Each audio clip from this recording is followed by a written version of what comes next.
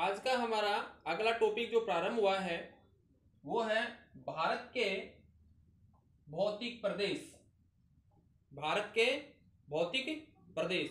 भारत विविधताओं का देश है, चाहे वो आर्थिक हो, सामाजिक हो, राजनीतिक हो या प्राकृतिक हो।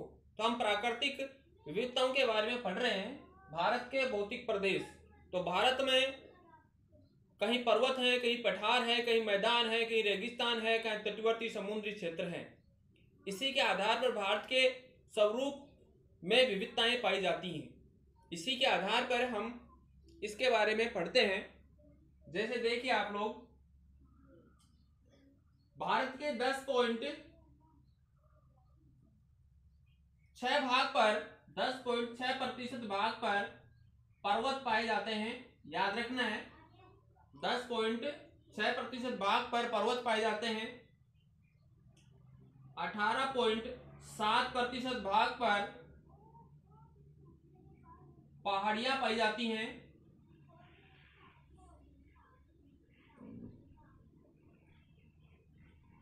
27.7% भाग पर पठार पाया जाता है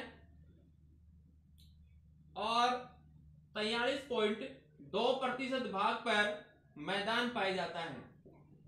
आप देख सकते हैं भारत विविधताओं का देश है। फिर से देखिए, 10.6% भाग पे पर्वत हैं, 18.5% भाग पर पहाड़ियां हैं, 27.7% भाग पर पठार हैं और 43.2% भाग पर मैदान पाए जाते हैं। इस प्रकार से भारत विविधताओं का देश है। अब इसी के भौतिक भूआकृतियों का हम अध्ययन करते हैं। भारत के भूआकृति प्रदेशों को अध्ययन की दृष्टि के आधार पर अलग अलग भागों में विभाजित किया गया है। सबसे पहले देखिए आप, पर्वतीय क्षेत्र।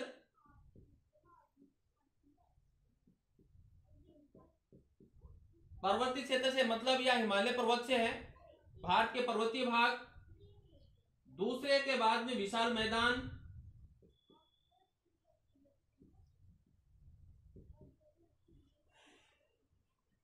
तीसरे नंबर पर भारत का पठार, चौथे नंबर पर भारत का तटीय प्रदेश या भारत का तटीय मैदान और पांचवें नंबर पे आते हैं द्वीप समूह। द्वीप समूह। इस प्रकार इसको 5 भागों में विभाजित किया गया है। पर्वतीय क्षेत्र यहां पर स्थित है, मैदानी क्षेत्र, पठारी क्षेत्र, तटीय क्षेत्र और द्वीप समूह, लक्षद्वीप और अंडमान निकोबार द्वीप समूह। वैसे तो तटीय प्रदेश और द्वीपों को बहुत से विद्वान एक ही रूप में अध्ययन करते हैं, लेकिन हम अपन लोग इसका अलग अलग अध्ययन करेंगे। प्रत्येक का पर्वतीय क्षेत्र, विशाल मैदान, पठार, तटीय मैदान और द्वीप समूह, ये सब का एक एक करके अध्ययन करेंगे। मानचित्र के अनुसार आप देखिए एक बार, ये भारत का तटीय क्षेत्र है, पर्वतीय क्षेत्र है, ये भारत का विशाल मैदान है, ये भारत का पठारी क्षेत्र है और जो किनारों में आप देख रहे हो ये जो प्रदेश आता है तटीय है और ये आपके अंडमान निकोबार द्वीप समूह और लक्षद्वीप है।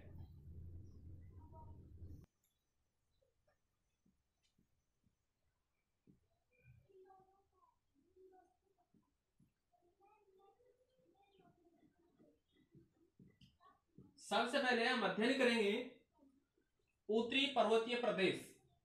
उत्तरी पर्वतीय प्रदेश, ये प्रदेश जम्मू कश्मीर, हिमाचल प्रदेश, उत्तराखंड, सिक्किम, अरुणाचल प्रदेश, नागालैंड, मिजोरम, त्रिपुरा, इन क्षेत्रों तक ये विस्तृत है। इसका क्षेत्रफल, उत्तरी पर्वतीय प्रदेश का क्षेत्रफल वर्ग किलोमीटर है। जलवायु की दृष्टि से ये प्रदेश शीतोष्ण कटिबंधीय क्षेत्र में पाया जाता है। जलवायु की दृष्टि से ये शीतोष्ण कटिबंधीय क्षेत्र में स्थित है, क्योंकि सामान्य धरातल से ये अधिक ऊंचाई पे है और ऊंचाई पे तापमान में कमी आती है, इसलिए यहाँ पर कोणधारी वन, शीतोष्ण कटिबंधीय वन, पतझाड़ी वन, सभी प्रकार के वनों का विस्तार इसके तटवर्ती क्षेत्र से लेकर ऊंचाई तक पाया जाता है। इस हिमालय पर्वत का विस्तार इधर सिंधु नदी के लेकर के और ब्रह्मपुत्र नदी तक, सिंधु नदी के मोड़ से और ब्रह्मपुत्र नदी के मोड़ तक विस्तार पाया जाता है। याद रखना है, हिमालय का विस्तार कहां से? सिंधु के मोड़ से लेकर के ब्रह्मपुत्र नदी के मोड़ तक। ये पर्वतीय भाग की लंबाई की यदि हम बात करें तो इसकी लंबाई है 2500 किलोमीटर। इस पर्वतीय क्षेत्र की लंबाई कितनी है? 2500 किलोमीटर है। इसकी औसत ऊंचाई, अगर ऊंचाई के बारे में देखें तो औसत ऊंचाई इसकी 6000 मीटर है। इस पर्वतीय क्षेत्र की औसत ऊंचाई कितनी है? 6000 मीटर है। औसत ऊंचाई कितनी है इसकी? 6000। इस पर्वतीय प्रदेश की चौड़ाई 160 से 400 किलोमीटर के बीच पाई जाती है। 160 किलोमीटर से 400 किलोमीटर के बीच इसकी चौड़ाई पाई जाती है। औसत ऊंचाई इसकी मैंने क्या बताई थी? ऊंचाई 6000 मीटर। एशिया महाद्वीप में 6500 मीटर की ऊंचाई की 94 चोटियां हैं। एशिया महाद्वीप के बारे में बात करें तो 6500 मीटर की से अधिक ऊंचाई की 94 चोटियां हैं, जिनमें से इस पर्वतीय प्रदेश में 92 चोटियां अकेले इस हिमालय पर्वत में पाई जाती हैं। ध्यान रखना है, एशिया महाद्वीप में 6500 मीटर से ऊंची पर्वतीय चोटियों की संख्या है 94, जिसमें से 92 चोटियां अकेले इस पर्वतीय क्षेत्र में पाई जाती हैं। तो आप समझ गए होंगे कि यह पर्वतीय क्षेत्र भारत का नहीं बल्कि एशिया का बल्कि विश्व का सर्वाधिक ऊंचाई वाला पर्वतीय प्रदेश है। इसका विस्तार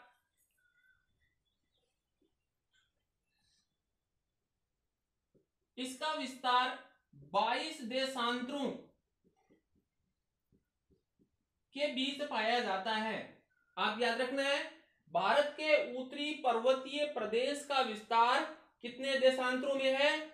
22 देशांतरों के बीच पाया जाता है। इस हिमालय पर्वत में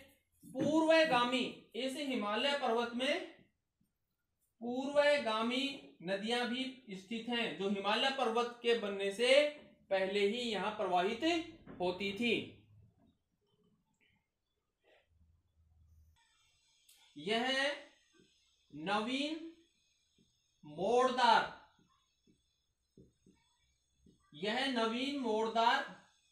पर्वत है। इसको वलित पर्वत भी कहा जाता है। नवीन मोड़दार पर्वत श्रृंखला यानी जिसका निर्माण वर्तमान समय से कुछ लाखों करोड़ों वर्षों पहले ही हुआ है। यह एक वलित पर्वत है। मोड़दार को क्या बोलेंगे? वलित पर्वत, जिसमें परतदार चट्टानें पाई जाती हैं, इसमें दबाव और संपीड़न की क्रिया के कारण इन परतदार चट्टानों में वलन पड़ गए, जिससे हिमालय की उत्पत्ति हुई है। हिमालय का जो ढाल की अगर बात करते हैं अपन, तो हिमालय का जो ढाल है वो तिब्बत की तरफ यानी चीन की तरफ यानी उत्तर की तरफ इसका ढाल नतोदर पाया जाता है, और दक्षिण की ओर उन्तोदर। उत्तर की ओर ढाल कैसा है? नतोदर। उत्तर की ओर इसका ढाल पाया जाता है नतोदर, और दक्षिण की ओर इसका ढाल पाया जाता है उन्तोदर। यहां इस हिमालय के उत्तर में तिब्बत का पठार है, इधर पश्चिम में अफगानिस्तान पाकिस्तान का जो क्षेत्र आता है, हिंदुकुश कीर्तर पर्वत श्रेणियां हैं, इधर काराकोरम कैलाश पर्वत लद्दाख श्रेणियां, इधर नागा पटकोई अराकान योमा जैसी पर्वत श्रृंखलाएं इसके पूर्वी भाग में स्थित हैं।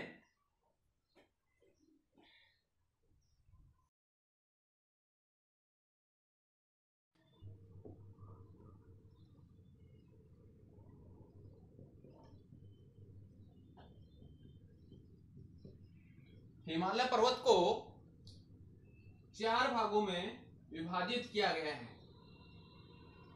सबसे उत्तर में ट्रांस हिमालय,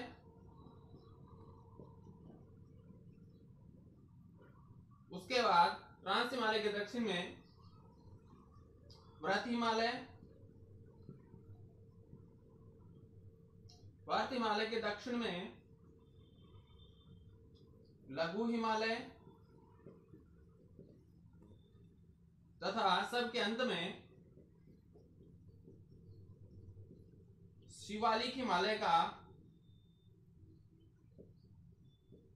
विस्तार पाया जाता है।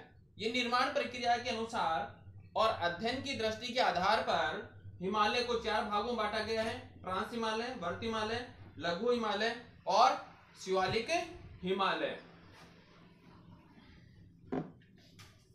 सर्वप्रथम हम ट्रांस हिमालय के बारे में अध्ययन करेंगे। एक एक करके क्रमबद्ध रूप से इनका अध्ययन किया जाएगा। सर्वप्रथम अपने पास में है ट्रांस हिमालय।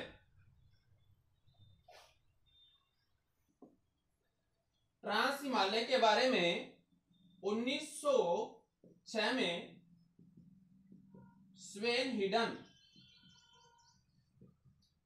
हिडन ने 1906 में ट्रांस हिमालय के बारे में जानकारी दी थी। ट्रांस हिमालय की लंबाई 1000 किलोमीटर है,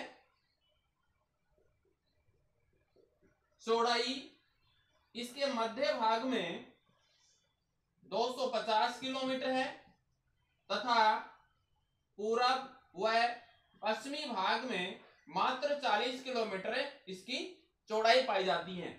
औसत ऊंचाई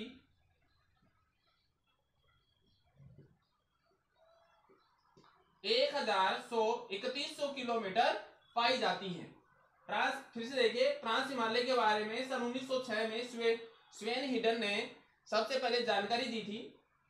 इसकी लंबाई 1000 किलोमीटर है, मध्य में इसकी चौड़ाई 250 है और पूर्व तथा पश्चिम में इसकी चौड़ाई 40 किलोमीटर है, तथा यह औसत ऊंचाई 3100 मीटर पाई जाती है।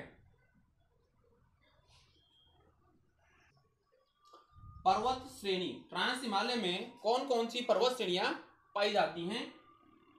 पहले नंबर पर यहां पर क्रमबद्ध रूप से हम पढ़ेंगे। जास्कर पर्वत श्रेणी, लद्दाख पर्वत श्रेणी,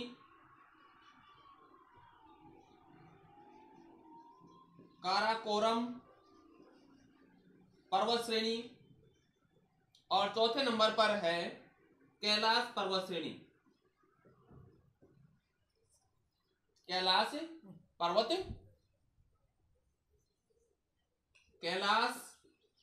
पर्वत श्रेणी जास्कर याद रखना है।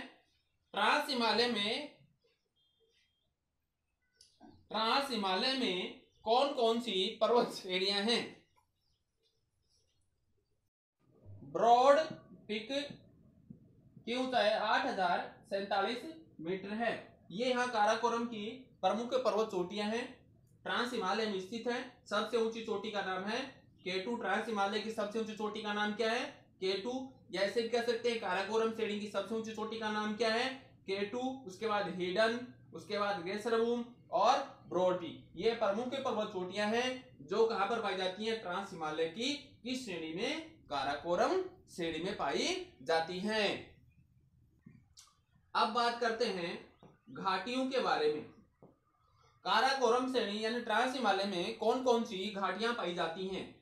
यहां पर हम बात करते हैं, यहां मुख्य घाटी हुंजा घाटी, सिगार घाटी